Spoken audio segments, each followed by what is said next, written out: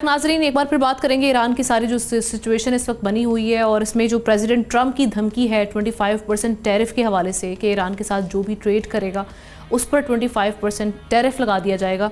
अब इसमें हम देख रहे हैं कि चाइना, इराक, यूएई और साथ ही साथ तुर्की, इनके बारे में कहा जाता है ये मेन जो हैं पार्टनर्स हैं ईरान के साथ ट्रेडिंग के। सो इनका किस हद तक रद्द-ए-अमल आएगा, जैसे कि चाइना के रद्द-ए-अमल के हवाले से हमने बात भी की। एहतशाम साहब, आप क्या देख रहे हैं कि ये जो सारे मुमालिक हैं ये सिचुएशन में किस हद तक रद्द-ए-अमल दे सकते हैं, क्या रोल प्ले कर सकते हैं, और एक साथ थ्रेट देना, टैरिफ की धमकी देना, इकोनॉमिकली भी यानी हम देख रहे हैं कि मामला ख़राब करना, और फिर मिलिट्री एक्शन के हवाले से भी प्रेसिडेंट ट्रंप के हवाले से खबरें आ रही हैं कि वो गौर कर रहे हैं इस पर भी।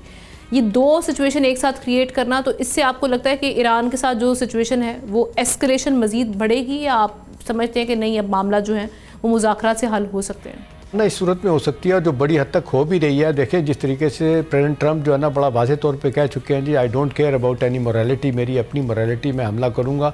उन्होंने तो वाज़ेह तौर पे कह दिया, बावजूद इस बात के वो ये भी कहते हैं कि हमसे बात करने की अब ईरानी हुकूमत कोशिश कर रही है। देखें दो चीज़ें बड़ी इंपॉर्टेंट हैं हमना, एक तो जो वहाँ से जो ख़बरें आ रही हैं ना, रॉयटर, BBC और AFP, वो तो बता रही है कि बड़ा खौफनाक किस्म का रिप्रेशन और क्रैकडाउन जारी है वहाँ पे लोगों के ऊपर।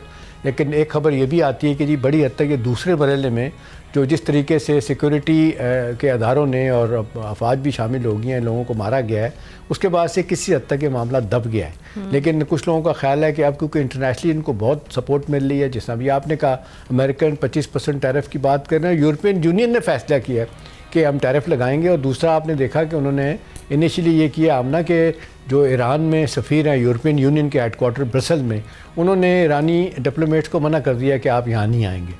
ये बड़ी डेवलपमेंट है। दूसरा आप देख लें कि कुछ जो इतलात आ रही हैं कि मुख्तलिफ़ ममालिक में वो ईरानी डिप्लोमेट जो जिनके बारे में कहा जा रहा है कि एलिजली सपोर्टर हैं जो मुजाहिरीन के ईरान में, उनको उन्होंने ईरान की हुकूमत ने बुलाया है, वापस तेहरान बुलाया है। अब सर्जनिश होगी, पूछा जाएगा क्या नहीं है, लेकिन इससे ईरान का इमेज तो ख़राब हुआ है। देखिए हमना अब जो बात सामने आई है ना, अब जो अंदर हालात ख़राब हो गए हैं। अब जिस तरीके से ईरानी करेंसी रियाल जो है ना कोलैप्स कर गई है और लोगों के दोनों एंड्स मीट करना मुश्किल हो गया। वाक़तन जो हम मुहावरतन नहीं कहते कि जिस तरह ये 2 वक्त का खाना है ना लोगों को नहीं मिल रहा, महंगाई इतनी ज़्यादा हो गई है, और फिर जितनी हुकूमती इदारों में मिसमैनेजमेंट है, करप्शन है और रिप्रेशन का बाजार गर्म है, बुरे तरीके से मारा जाता है। आज न्यूयॉर्क टाइम की स्टोरी में एक जगह ये कहा गया कि ये जो मामला दिसंबर 28 में जो शुरू हुआ था, ये नए मुजाहरे शुरू हुए थे, तो उन्होंने कहा कि कैसे शुरू हुए।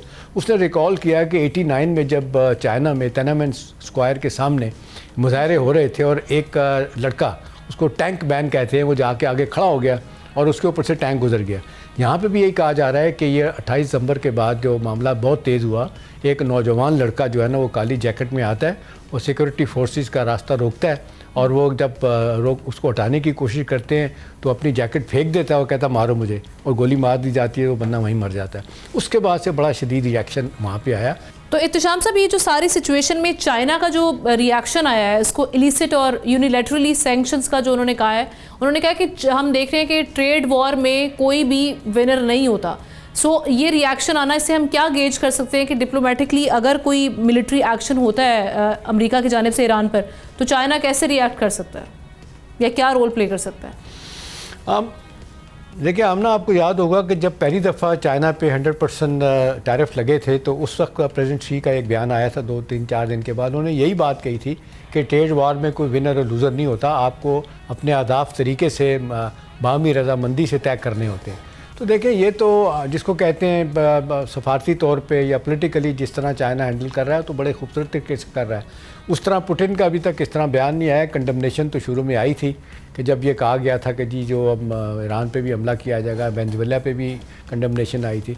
लेकिन मेरा ख्याल है सारे इस बात को समझने की कोशिश कर रहे हैं कि ऐसा क्यों हो रहा है। लेकिन अब तो उनके अंदर भी, पार्टी के अंदर भी लोग जो है ना, उनके अपने जो अहदाफ हैं, अपने क्या कहते हैं रिपब्लिकन के, डेमोक्रेट भी इनके साथ खड़े हो गए हैं, क्योंकि उनको लग रहा है कि ये जो इस वक्त प्रेसिडेंट ट्रंप कर रहा है ना, उसकी बुनियादी वजह हमने जो बता रहे हैं, जो वेनेजुएला में भी गए थे, वो ये कहते हैं कि अमेरिका की सर्वाइवल जो है ना वो उनके डॉलर में है। और डॉलर का जब से आपको याद होगा, जब से सऊदी अरब में तेल निकला था 50s के बाद, तो ये किंग फैसल मरहूम जो है उनसे ये तय हुआ था कि कि ये हमेशा तिजारत तेल की डॉलर में होगी। अब आपने देखें चाहे ब्रिक्स हों, चाहे वेनेजुएला के लोग हों, कोलंबिया के लोग हों, जब ये बात करते हैं कि हम इससे निकलेंगे, हम तिजारत डॉलर में नहीं अपनी करेंसी में करेंगे या किसी और करेंसी में, तो अमेरिका का बड़ा खौफनाक रिएक्शन आता है। तो एक बुनियादी वजह तो तेल कब्ज़ा करने की वहाँ पे वेनेजुएला में ये थी। इधर भी ये मसला ये है कि ईरानियों के साथ उतनी सख्ती इस तरीके से नहीं हुई थी, क्योंकि आपने देखा सख्त पाबंदियाँ हैं। ईरान अपना तेल बावजूद दूसरा बड़ा मुल्क का तेल पैदा करने वाला, वो स्मगल करके आधी प्राइस में ब्लैक में अपना तेल बेचता था। चाइना और इंडिया वो मांगे धोल लेते थे तेल, लेकिन बाद में आपने देखा वो अपना पीछे हट गए हैं, उस तरह तेल नहीं ले रहे।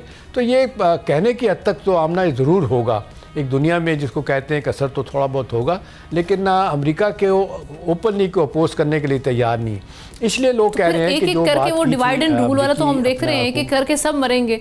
भारत अब चूंकि हम देख रहे हैं उस तरह की हिमायत अब भारत की भी नहीं रही अमेरिका के साथ, जो एक इनके ताल्लुकात थे, जो सख्तियां वहाँ से बर्दाश्त करनी पड़ी, अभी जो प्रेसिडेंट ट्रम्प का अब वाला दौर है उसके बाद। सो आप समझते नहीं, आप नहीं समझते कि अब सिचुएशन ऐसी है कि जब ईरान वाली जो सूरत हाल बन रही है, ऑब्वियसली इससे रीजन में भी असरात आएंगे, ये जंग फैल सकती है।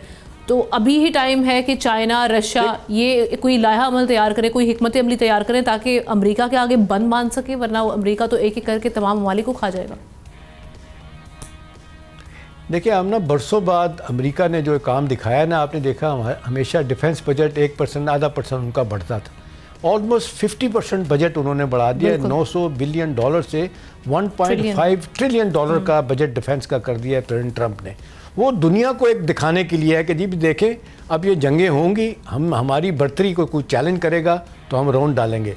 कर सकते हैं नहीं कर सकते ये अपनी जगह सवाल है, लेकिन चाइना और रशिया को बड़ा अच्छी तरह पता है कि दोनों मिलके भी अगर लड़ेंगे तो शायद मेरा ख्याल है मिलिटरीली इस वक्त अमेरिका का मुकाबला करना मुश्किल होगा। अब आप देख लें प्रेसिडेंट ट्रंप तो तुले हुए हैं कि जी हमने जो अपने अहदाफ हासिल करने हैं और पूरा मौका तलाश कर रहे हैं कि हमने वहाँ पर रजीम चेंज करनी, क्या करना है। रज़ा पहलवी भी हैं, कुछ और लोग भी हैं जिनके साथ होगी बात।